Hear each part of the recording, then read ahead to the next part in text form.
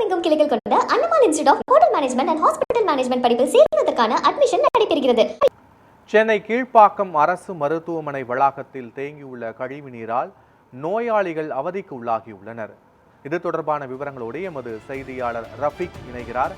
ரஃபீக், இந்த தண்ணீரை அகற்ற அதிகாரிகள் நடவடிக்கை எடுக்கவில்லையா? நோயாளிகளின் கோரிக்கை என்ன? அதாவது சென்னை கீழ்ப்பாக்கக்கூடிய அரசு மருத்துவமனை வளாகத்துக்குள்ளேயே பல இடங்களில் இருக்கக்கூடிய கழிவுநீர் மேலாள் வரைக்கும் இருக்கக்கூடிய கழிவுநீர் காட்சியை நம்ம பார்க்க முடியுது. அது மட்டும் இல்லாமல் இருக்கக்கூடிய நோயாளிகளின் உதவியாளர்கள் பலமுறை இது பற்றி இருக்கக்கூடிய மருத்துவர்களிடமோ அல்லது இருக்கக்கூடிய தொழில்களிடமோ பலமுறை தெரிவித்தும் எந்த நடவடிக்கையும் எடுக்கப்படவில்லை, மனநிலை தெரிவித்துள்ளனர். அது மட்டுமின்றி இருக்கக்கூடிய நோயாளிகளின் உதவியாளர்கள் இடைவெளியில் குடிநீர் குடிப்பதும் மற்றும் இருக்கக்கூடிய இடைவெளிகளும் மருந்துகள் வாங்கி செல்வதும் ஒரே இடமாக உள்ளது. ஒவ்வொரு இடமாக, அதாவது பிரசவ வார்டு இருக்கக்கூடிய அந்த இடங்களிலும் இருக்கக்கூடிய கழிவுநீர் தேக்கப்பட்டுள்ள காட்சியாக பார்க்க முடிகிறது. அது மட்டுமின்றி எமர்ஜென்சி வார்டு அவசர சிகிச்சை பிரிவுகளில் இருக்கக்கூடிய அந்த வளாகத்திலையும் வாசல்களிலே தேங்கி இருக்கக்கூடிய தண்ணீர்களை பார்க்க முடிகிறது.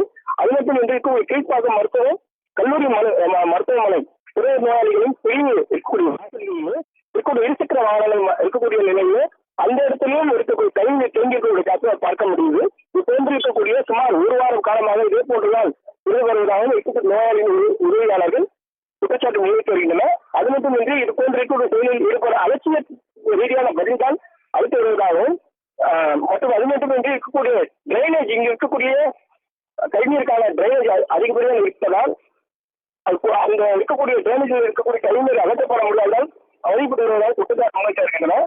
பலமுறை இது போன்ற இருக்கக்கூடிய செயலில் மற்றவர்களிடம் பலமுறை தெரிவித்தும் கூட எந்த நிலையில் நடவடிக்கை எடுக்கப்படுவது என்பதுதான் மேலும் அடிக்கடிக்கான குற்றச்சாட்டு முன்வைத்து வருகின்றன.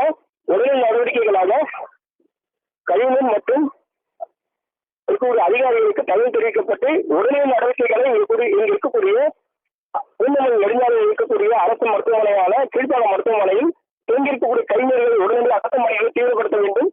அது மட்டுமின்றி நோயாளிகளுக்காக அனுமதிக்கப்படக்கூடிய நிலையில் உதவியாளர்களுக்கும் நோய்வாய்ப்பட்டு ஏற்பட்டு அதிகப்படியான தொற்றாக ஏற்பட வாய்ப்புள்ளதாக தெரிவித்து வருகின்றனர். இது சம்பந்தமாக மருத்துவ அதிகாரிக்கும் தகவல் தெரிவித்தும் அலட்சிய பதிலாக தான் தெரிவித்து வருகின்றனர் என்பது தற்போதைய தகவல் சொல்ல உள்ளது.